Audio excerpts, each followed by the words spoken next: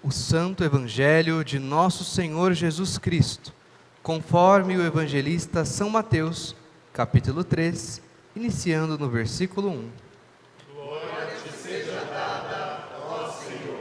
Naqueles dias, apareceu João Batista pregando no deserto da Judéia. Ele dizia: arrependam-se, porque está próximo o reino dos céus. Pois é a João que se refere o que foi dito por meio do profeta Isaías: voz do que clama no deserto, preparem o caminho do Senhor, endireitem as suas veredas. João usava uma roupa feita de pelos de camelo e um cinto de couro. O seu alimento eram gafanhotos e mel silvestre. Então os moradores de Jerusalém, de toda a Judéia e de toda a região em volta do Jordão, iam até onde ele estava, e confessando os seus pecados, eram batizados por ele no rio Jordão. Quando João viu que muitos fariseus e saduceus vinham ao seu batismo, disse-lhes: raça de víboras, quem deu a entender que vocês podem fugir da ira que está por vir? Produzam fruto digno de arrependimento, e não pensem que podem dizer uns aos outros: temos por pai Abraão. Porque eu afirmo a vocês que Deus pode fazer com que destas pedras surjam filhos de Abraão.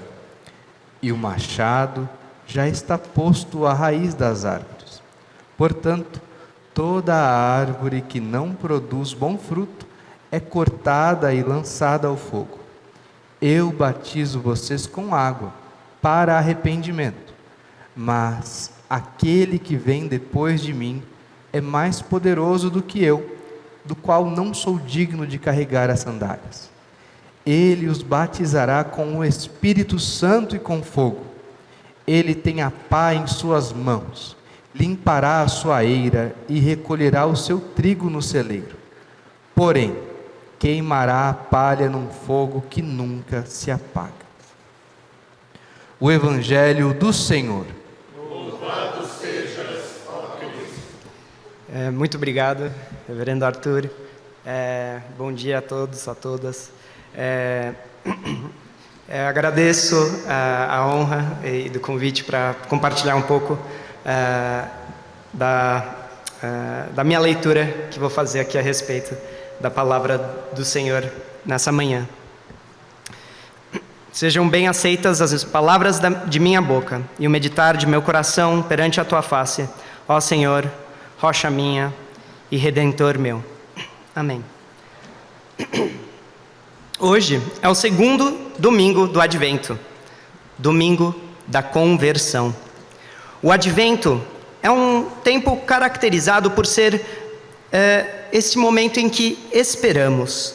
Esperar e aguardar não é uma tarefa fácil, ainda mais agora, em que a superestimulação nos assalta, né?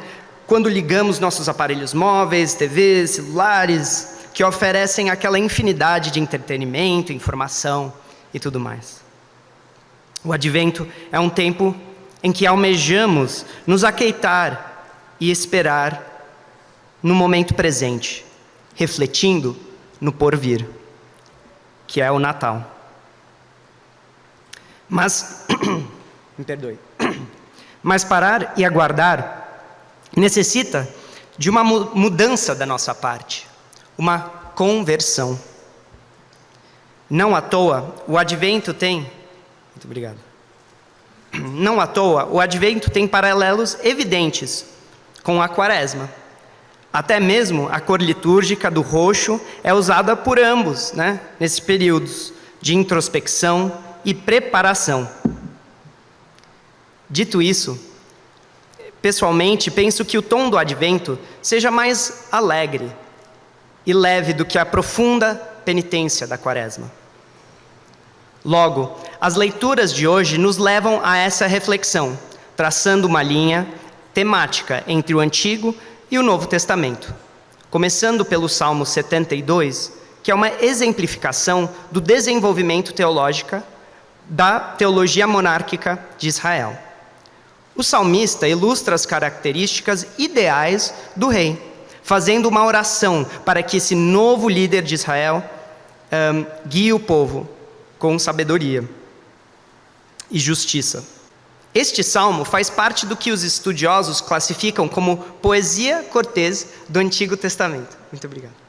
Este salmo é atribuído supostamente a Davi e à entronização de seu filho Salomão. O que é mais provável, no entanto, é que este salmo seja um canto que fazia parte da liturgia da coroação ou entronização da corte israelita, e se assemelha em certa medida às culturas ao seu redor, que veem no rei a figura que estabelece a ordem divina no cosmos. Mas ela se diferencia na medida que o foco quase inteiro deste salmo é na justiça feita em prol do fraco e o oprimido, aquele que não consegue se defender sozinho. Em grande parte, a lei da Torá é focada em criar uma sociedade baseada na prosperidade econômica comum. Por isso que existiam as leis que ordenavam que os agricultores deixassem parte da colheita para os pobres, estrangeiros, órfãos e viúvas. Como muitas das demais leis, todas buscavam o bem-estar da comunidade inteira. O rei, como representante de Yahvé, havia de cumprir a lei e a ordem divina, que se preocupa primeiramente em criar uma realidade mais justa e igualitária. Essa forte ênfase na justiça para todos na terra é chave para entender os desenvolvimentos nas leituras posteriores deste salmo. Pois, como o povo judeu passou a ser conquistado e exilado de sua terra, a tradição profética se assegurou fortemente dessa promessa, de um Deus que se preocupa com os oprimidos. Assim como o mesmo salmo diz no versículo 14: remirá suas almas da opressão e da violência, e precioso será o seu sangue aos olhos dele. Talvez vocês até já possam enxergar qual foi o principal sentido que o texto foi adquirindo. A ideia de que um Salvador vindouro, um próximo rei, viria para reestabelecer este reino idealizado da linha davídica. Um reino idealizado na sua universalidade. O Salmo indica que a extensão do domínio real estenderia até o que, naqueles dias, acreditavam ser os confins da terra. O monarca dispensaria a justiça de Yahvé para todas as nações, e que os gentios também fossem abençoados por meio da bondade dele. Como diz no versículo 17 e 19, que nele sejam abençoadas todas as nações, e o proclamem bem-aventurado, e cheia seja toda a terra da glória de Deus. Ou seja, este salmo veio a ser interpretado como uma imagem messiânica, um futuro rei que salvaria o povo de Deus de seus opressores imperiais, para criar um novo cosmos baseado na igualdade e justiça para todas as pessoas.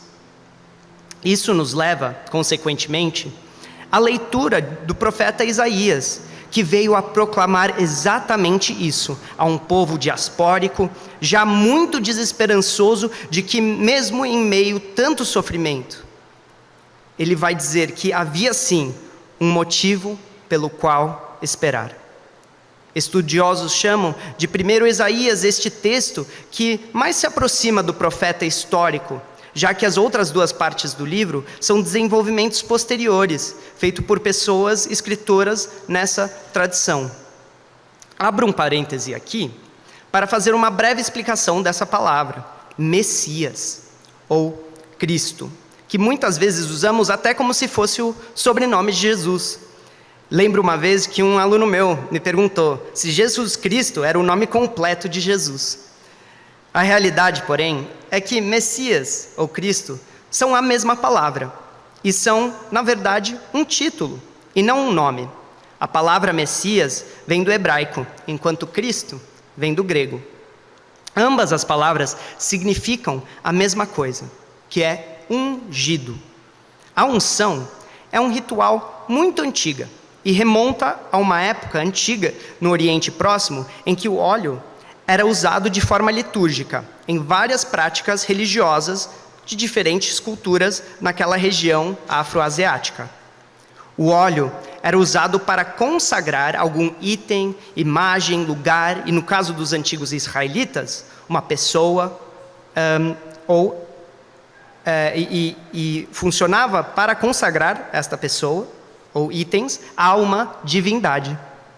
Muitas imagens de deuses e deusas dos panteões cananeus eram cobertas de óleo e assim consagrados, tornando-os capazes de mediar a presença daquela divindade específica.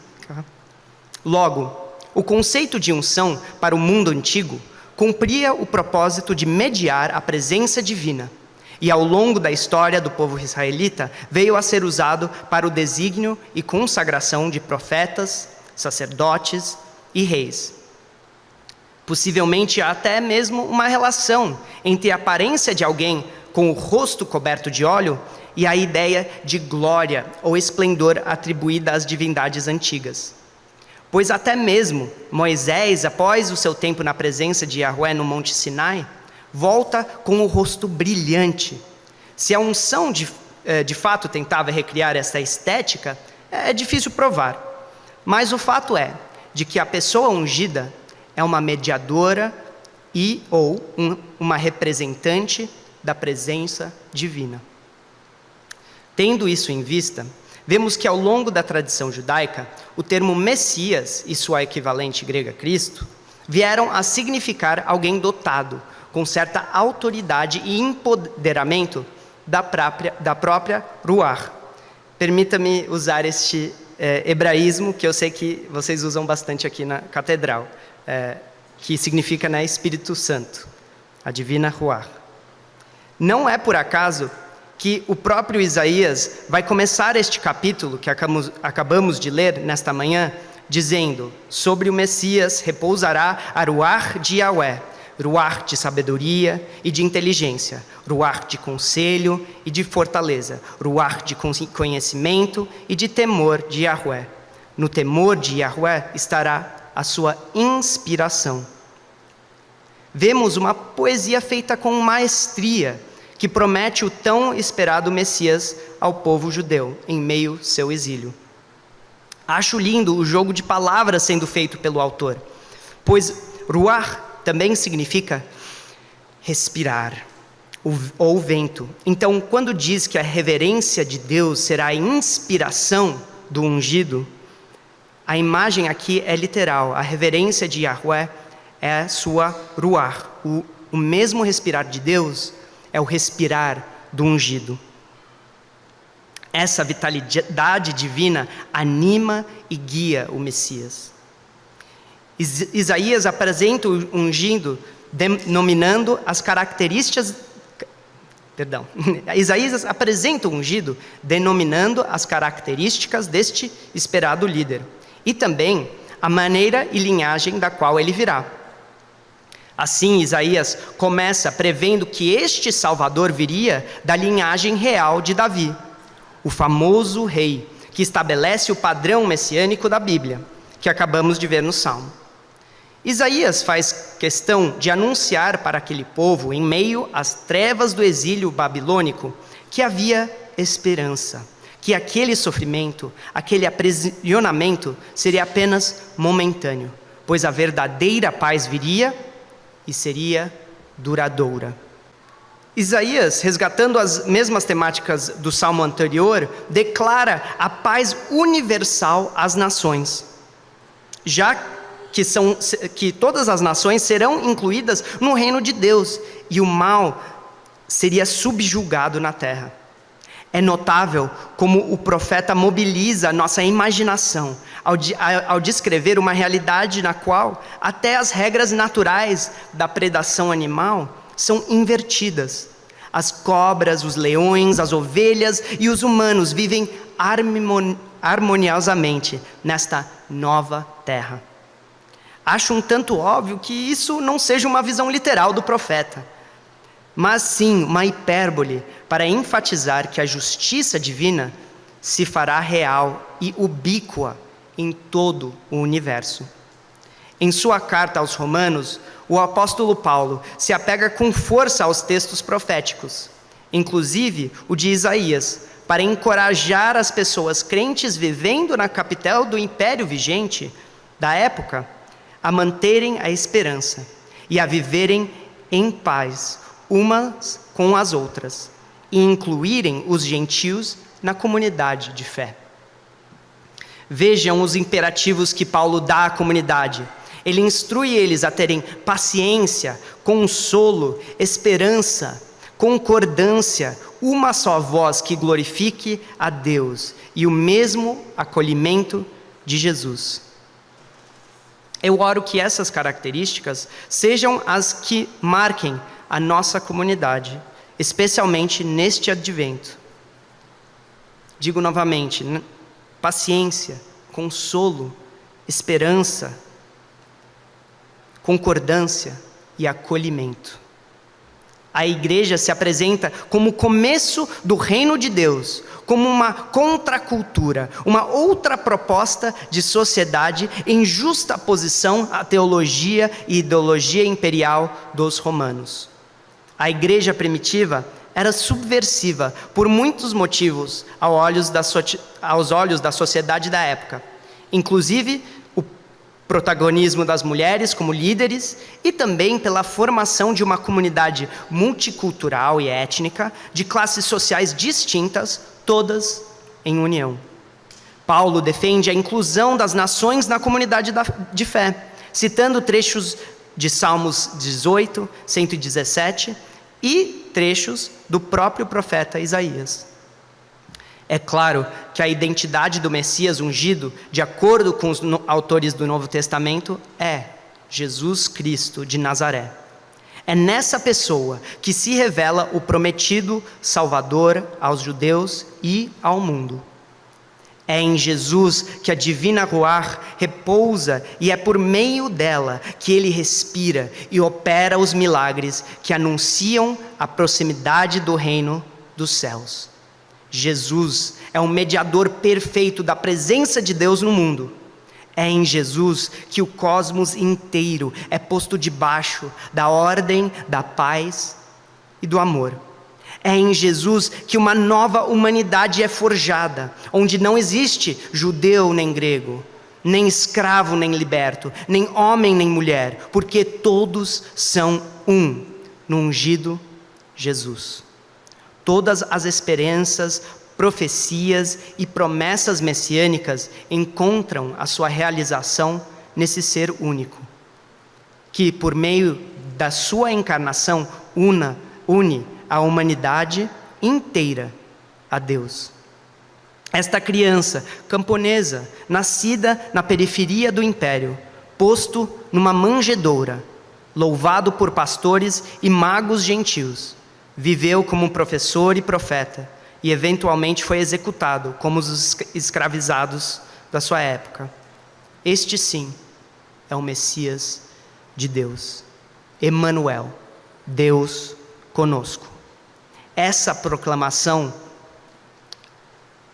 e a sua ressurreição são os fatos mais impressionantes do cristianismo. E nela depositamos toda a nossa fé. Esse Messias improvável, que inverteu todas as expectativas e quem mesmo chamou a todas nós a conversão e comunhão com Deus. A força profética da tradição semita não se encontra na precisão de suas previsões, mas está profundamente ligada à crítica que ela faz aos poderes institucionais ou sociais de sua época. E ela é caracterizada pelas demandas que ela faz para clamar por justiça e conversão de seus líderes. A conversão no mundo bíblico é associada à mudança de ação, e não, como às vezes é retratado na nossa contemporaneidade, como uma mudança de opinião. E é justamente nessa linhagem que o João Batista e em seguida o próprio Jesus se encontram, nessa linha profética. O evangelho de hoje é central em entendermos esse domingo de conversão do Advento. O João, como um profeta ungido pela divina Ruach, não teme nenhum ser humano e proclama o arrependimento e conversão para todos aqueles dispostos a ouvir. Eu amo essa figura quase que selvagem de um homem tão tomado pela sua visão da ação vindoura de Deus no mundo, que se retira para o deserto. Este é o lugar da provação, do perigo, mas também do silêncio e da contemplação.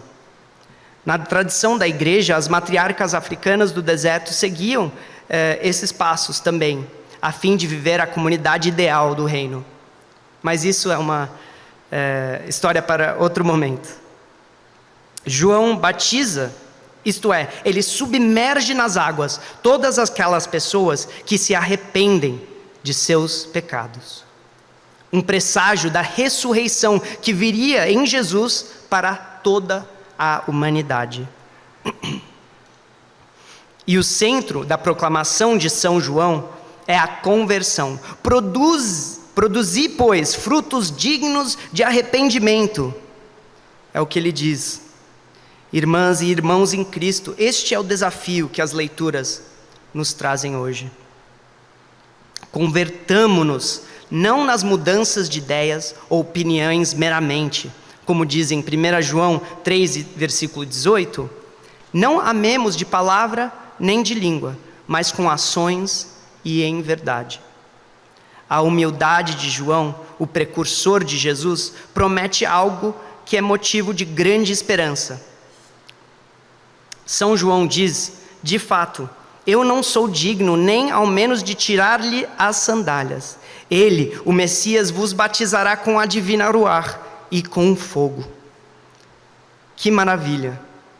Esta Ruach, este respirar, está movendo de uma forma que promete o fogo.